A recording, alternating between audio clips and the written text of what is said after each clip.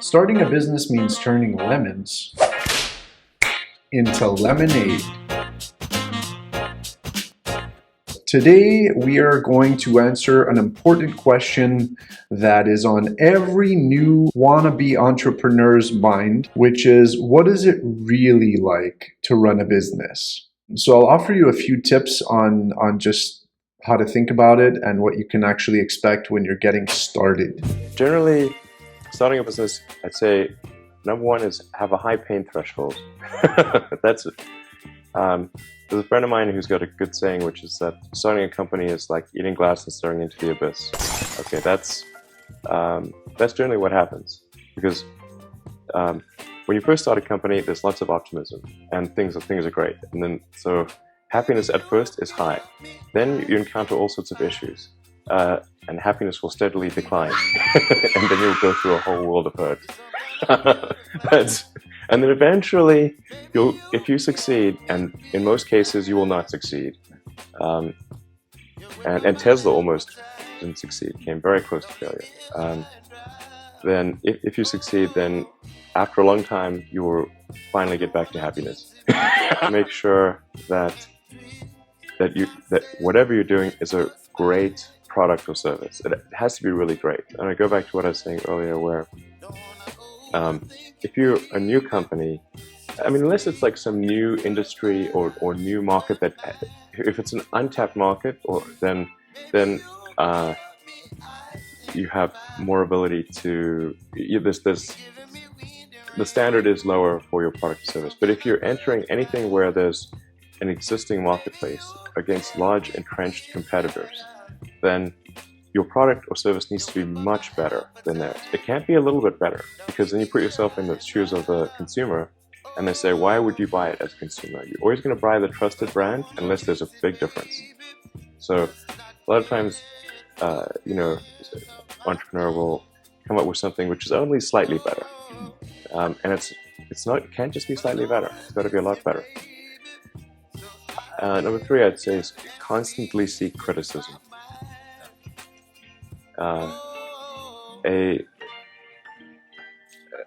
A well thought out critique of whatever you're doing is as valuable as gold, and you should seek that from everyone you can, but particularly your friends. Usually, your friends know what's wrong, but they don't want to tell you because they don't want to hurt you. It doesn't mean your friends are right, but very often they are right. And you at least want to listen very carefully to what they say. And to everyone, you should take the approach that you're wrong. That you, the entrepreneur, are wrong. Your goal is to be less wrong. You probably don't have a regular clientele at this state if you're watching this video. If you already have a regular clientele, good on you. If you have already started a business and gotten through sort of those early phases and have some comments or anything like that about it, feel free to share your experience down below in the comments section. Starting a business is one of those things. It's a big lifestyle decision. It will affect you every day of the year in multiple ways. It'll affect everything from your sleep to your length of your days. Your days are going to get a lot longer. Do pay attention to the type of lifestyle that you want to have before you start a business. And I mean the type of lifestyle that you want today. Because if you think that you're going to start a business, I don't care what business it is, if it's a franchise, if it's your own business, if you're taking over a family business, I know people that have chosen all those paths, and it's tough. The key takeaways that I got when I was getting up and running are: set your expectations. Because if you go into this with the attitude that, you know what, I'm just gonna try something and we'll see if it works, and if it doesn't work after a day or a week or a month or even 6 months, you're in for a shocker. Okay, like, it's very likely that within that time period you will not experience, significant amounts of success. I've actually managed to grow my business year over year consistently for every single year. So today that would be 18 years, 18 consecutive years. I've managed to grow my revenue either as a self-employed person at the beginning or a business owner. I think we could all agree that the first time you do anything is harder. So the first year you're in business usually is the toughest year. Now, if you had a particular circumstance or something that you had a year that was even more difficult, even more challenging than your first year in business, I would love to hear about that. So please do share that. My first year, I was working on my business part-time. I was a student. I registered it because I wanted it to be official, and I wanted some skin in the game. I wanted to have paid something. So there is a relatively small fee that you need to pay to register a business. It's really insignificant. In certain countries, the barrier to entry is much higher. It costs much more money to start a business. So we're here in Canada, it's actually very affordable to get a business and up and running. The first year that I was in business, the main challenge was focusing on the business. I know that sounds stupid, but I had other things going on. So I was a student, I had other jobs. I was working as a freelance contractor as well. I had a lot on my plate. So originally my business was very much something that was on the back burner. It was always getting pushed. Everything was getting delayed.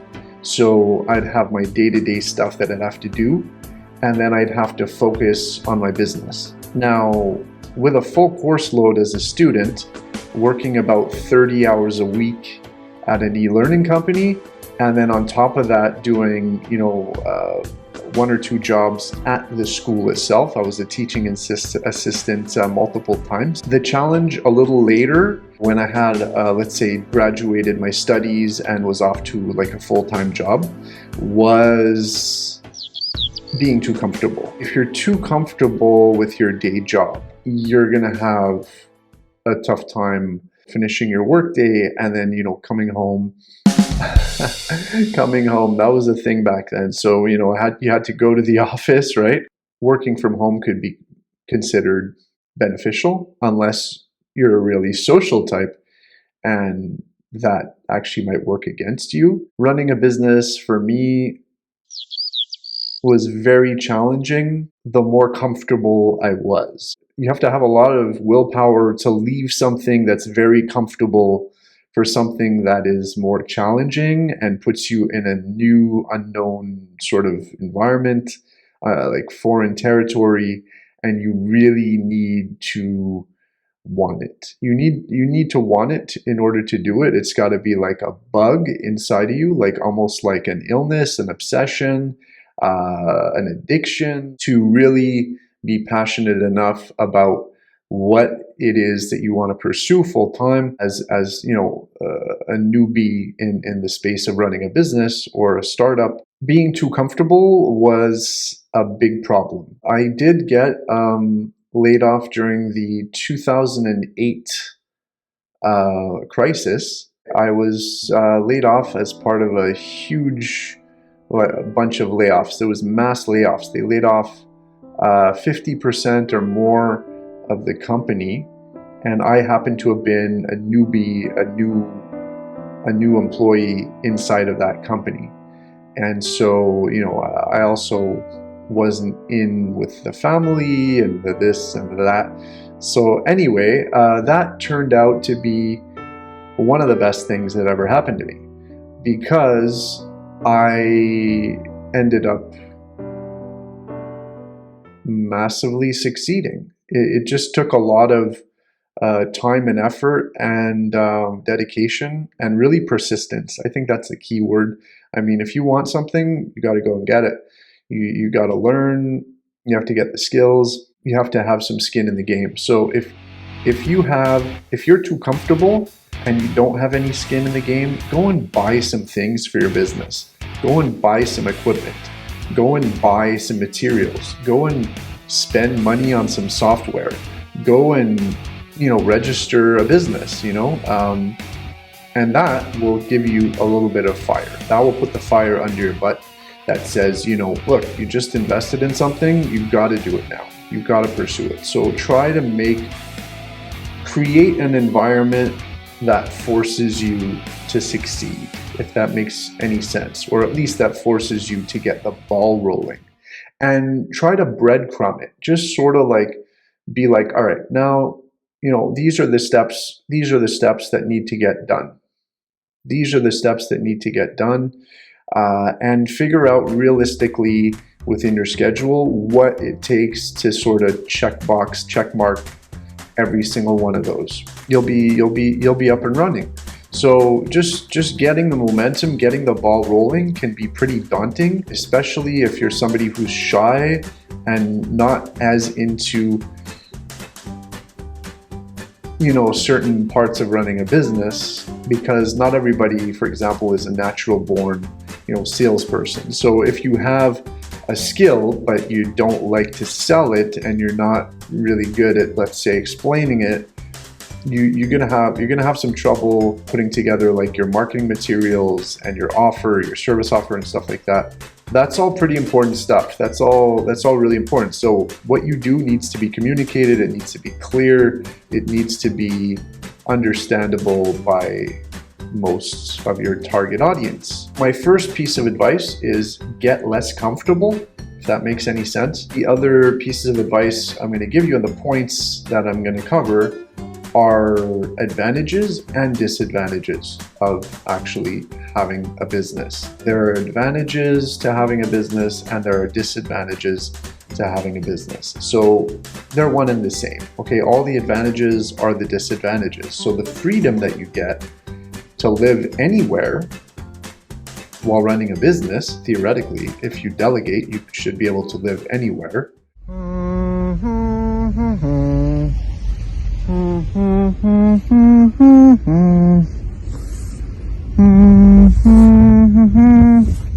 But the more freedom you have, the more responsibility you have, because there's nobody who's going to be telling you what to do when you're starting your business, with the exception of franchises, which are great because they give you the whole model. They give you all the ingredients to make the sandwich, and you just have to put it together yourself. So there's no guesswork as to what to do. It's just a matter of getting those steps done.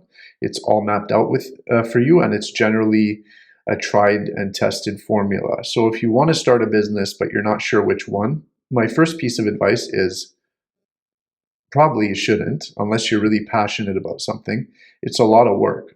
You really need to want it, and it really needs to be like a bug, like something that just you can't get it out of your head, and you keep thinking about it, and you really, really want to do it. You're excited about it. You believe in it. You need to be passionate about what it is. Whether it's a franchise or not, you need to be passionate about what you're doing in that business, what you're offering. You have to believe in it, and you have to be excited about it, and you really have to want it, and you have to view it as a long-term commitment.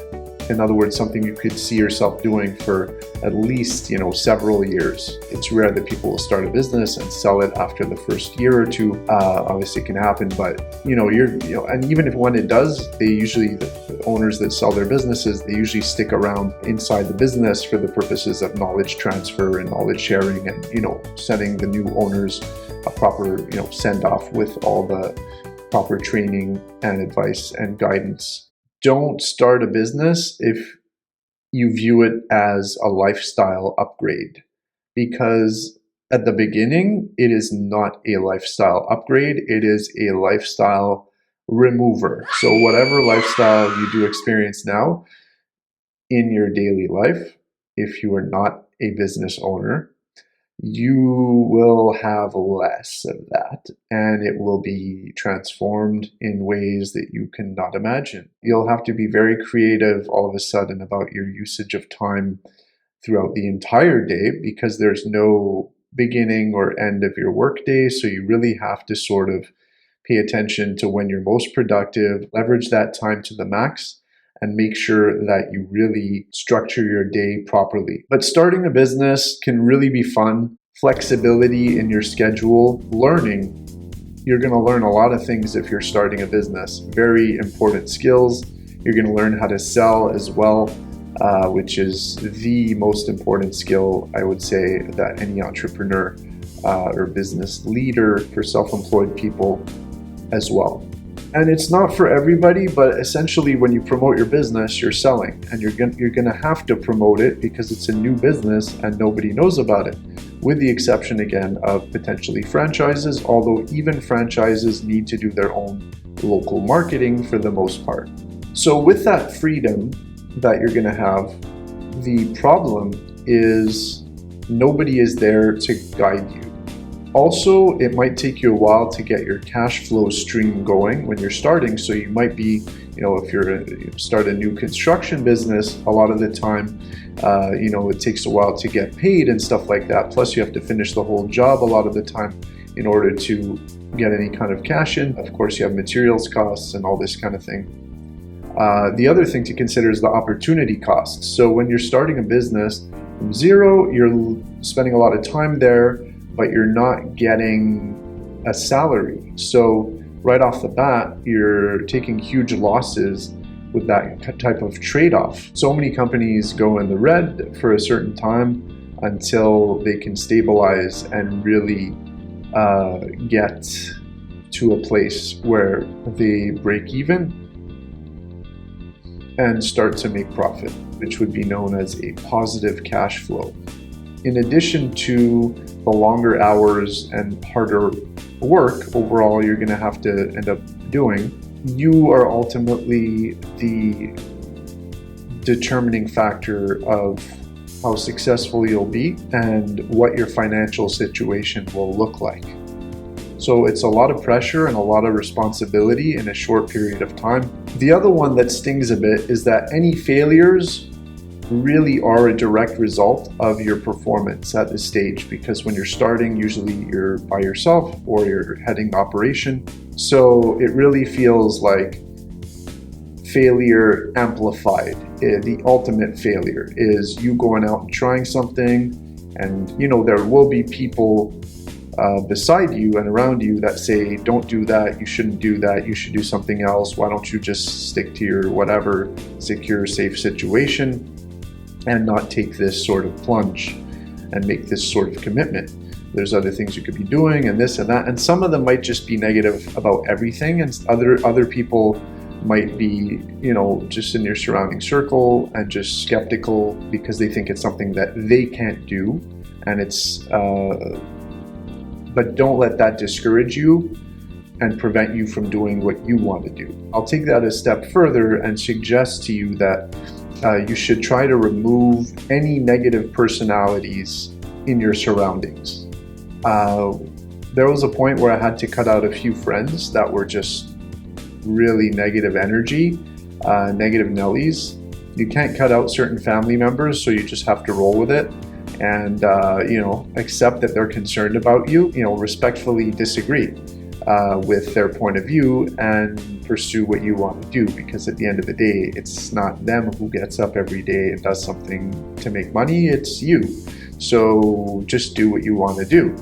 You're going to do that anyway, right? If you can find one, I would also suggest trying to find a mentor, so somebody who's done something similar to what you're about to do and has been successful at it, and try to just become, interact with them and see if you can, learn from them, their story, maybe meet with them, ask them a couple of questions. So I met with this guy and I asked him, I said, what is the single differentiating factor about your agency, your marketing agency? And he said, relationships. So that was a very interesting, I was expecting software, we work faster, we have a fully staffed team and we can handle multiple, that was not the answer I was expecting. So it was a very interesting conversation and meeting. I physically met with this agency owner, and I learned a lot from a lot of people along the way. So if you have people that you've seen do something similar to what you want to do, follow them and try to, if you find one that you're particularly psyched up about and excited about, make them your mentor. Some of the things that are really great about running a business are when you actually achieve success. It's that simple. So when somebody either buys from you or sends you a positive message, after they try your product or your service, I mean, it's a great feeling. Okay, it's like your kid coming home with an A on their report card. You're like, I made that kid. It's that type of feeling. It's something to look forward to in your journey. The other thing is to have a bit more control and have your wealth and your level of income and sort of your lifestyle in your control, although it's going to be rough at the beginning, most generally, but probably, I would say, even most definitely. The other thing that's really great is you get to choose who you work with, who you don't work with. I can tell you that there have been a lot of challenges in those earlier years because I was alone. I was one person in the business, and it really was tough. So you could get ripped off, you could get not paid, you could have employees stolen or contractors stolen, you could have technical issues that are horrible, that are stressful, you could have clients cancel on you, you could have health issues. I was losing a patch of fur in my beard at a certain point. At another point, I had a stabbing pain in my jaw. At the end of the day, running your own business is going to be your choice. It can be a bit scary, but if you're really passionate about what you're doing and you're really confident that you can do it properly and better than someone else, and that you maybe found an opportunity in a certain niche or just in a certain industry that excites you, I give you my blessing. If you have any questions that for me that you think I can help you with, something I can help you with, let me know. If you think that starting a business is going to be like a cash grab and you're just going to turn over money just snapping your fingers like that, it ain't going to happen. Chances are your business is going to struggle a lot, and I mean, just don't do it in that case. The other case that I would advise you to really consider strongly whether or not to start a business is based on your current lifestyle situation. I mean, there's no reason to do this to yourself if you're very, very comfortable, happy in your career, and also have made other commitments, big lifestyle commitments, right? So if you have, multiple children, house, but there's so many people running businesses with children. I don't want to tell you that if you have kids, you shouldn't start a business. That's just silly. But if you find that has compromised your lifestyle already for whatever reason, or it takes up a lot of your time throughout every day, it might just be a question of timing and waiting a little bit before you pull the trigger. Other than that, I wish you all a great week and look forward to hearing your stories about your businesses that you started or are looking forward to starting. Until next time.